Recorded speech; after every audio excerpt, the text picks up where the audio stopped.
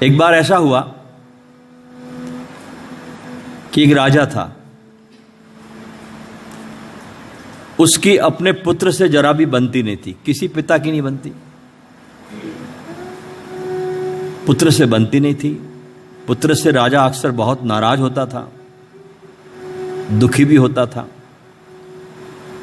तो एक दिन उसने निर्णय ले लिया कि इस बच्चे से मेरी अब बननी नहीं है।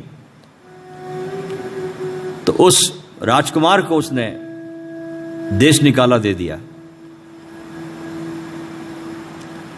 और कहा कि आज संध्या को तुम मेरी देश की सीमा से बाहर निकल जाओ। उसे एक अच्छा घोड़ा दिया गया। राजकुमार घोड़े पर सवार हुआ और दिन भर दौड़ते दौड़ते दौड़ते अपने पिता की राज्य की सीमा से बाहर हो गया।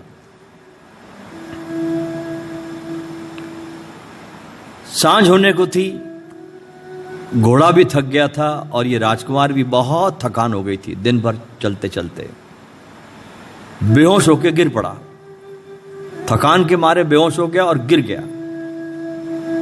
बेहोशी में चला गया। सुबह जब उसकी नींद खुली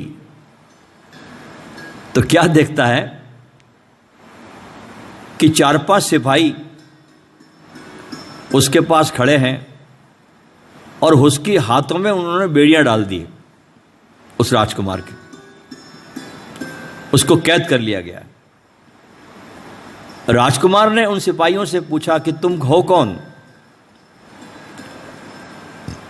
और मेरे हाथों में बेड़ियां क्यों लगाई? सिपाहियों ने कहा, हम इस देश के राजा के सिपाही हैं और हमारे यहां इस राज्य में एक नियम है और नियम यह है कि जब भी इस जंगल में हमें कोई व्यक्ति अकेला मिलता है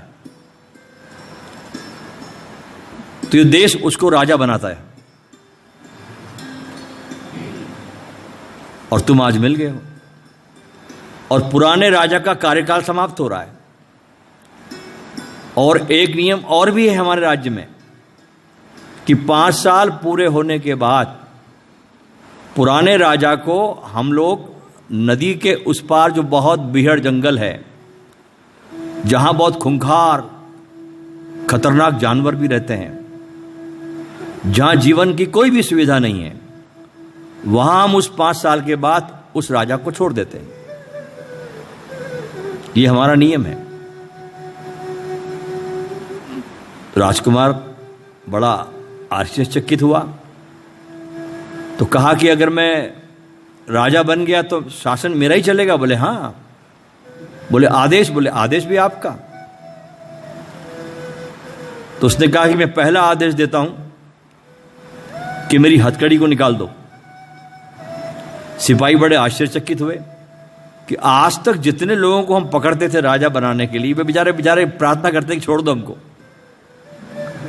लेकिन ये पहला आदमी मिला जो कहता ठीक है कोई बात नहीं, खुशी है, खोलो मेरी हथकड़ियां। हथकड़ियां खोल दी गई और वो राजकुमार अपने राज्य के मुख्य रास्ते से चलता हुआ दरबार हाल पहुंचा। वहां उसका राज तिलक हुआ। अब ये देखिए, जागे होने मनुष्य की निशानी है। जैसी राज तिलक हुआ, उस राजकुमार ने मंत्रिमंडल की बैठक बुलाई, क्योंकि 5 साल का शासनकाल है उसका। बैठक बुलाई, सारे मंत्रियों से कहा यह मेरा हुक्म है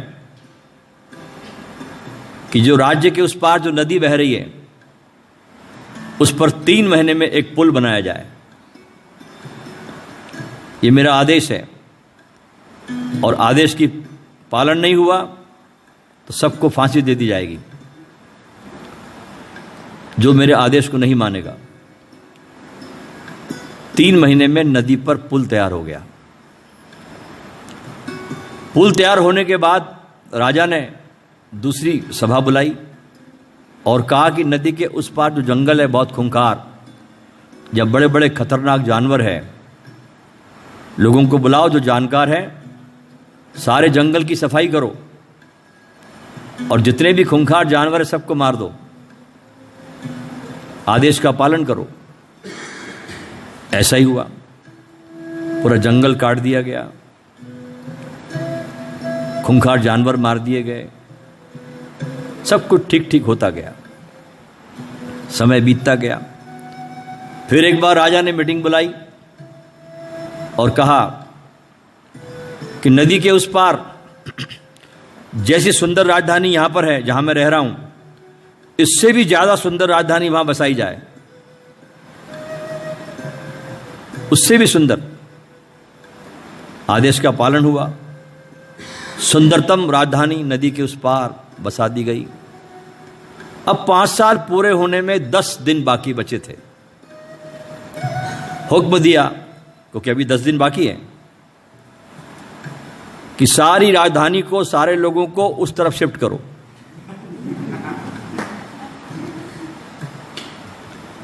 सारे लोग शिफ्ट हो गए।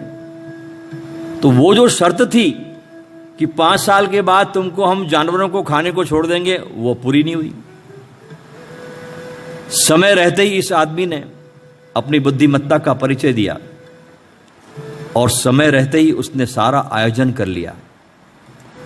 ये कहानी हमें मार्गदर्शन दे रही है, कुछ बात की तरफ इशारा करती है कि हमें भी इसके पहले कि काल हमारे द्वार पर आकर दस्तक दे, हमें भी उस यात्रा का पाथेय निर्मित कर लेना चाहिए, उस लोक पर जहां हमें जाना है। क्योंकि यहां तो हमारा 4 दिन का बसेरा है, धर्मशाला की तरह। असल में तो हमारा निवास उस परमपिता परमात्मा के पास है। ये आत्मा उससे बिछड़ कर आई है, क्या लगना। और जो तुम्हारे जीवन में पीड़ा है, वो धन के न होने की पीड़ा नहीं है, कोई स्त्री के न मिल जाने की पीड़ा नहीं है, कोई पद के बिछड़ जाने की पीड़ा नहीं है। वो तुम्हारे भीतर जो पीड़ा है, वो पीड़ा सिर्फ उसके बिछड़ने की पीड़ा है। और जब तक तुम उससे मिल नहीं जाते जहां से तुम बिछड़ के आए हो, तब तक तुम सुहागिन नहीं होते।